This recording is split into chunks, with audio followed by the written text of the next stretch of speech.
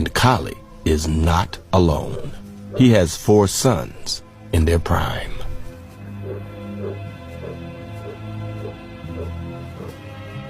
Together they form the most powerful force in this land, one set on conquest.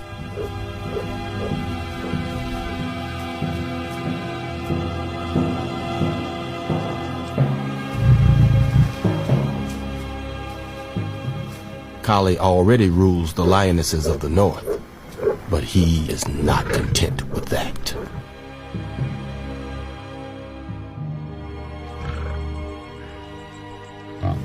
He and his sons are driven to expand their realm to the south. If he overthrows Fang, he will kill Mara and have new cubs of his own. Kali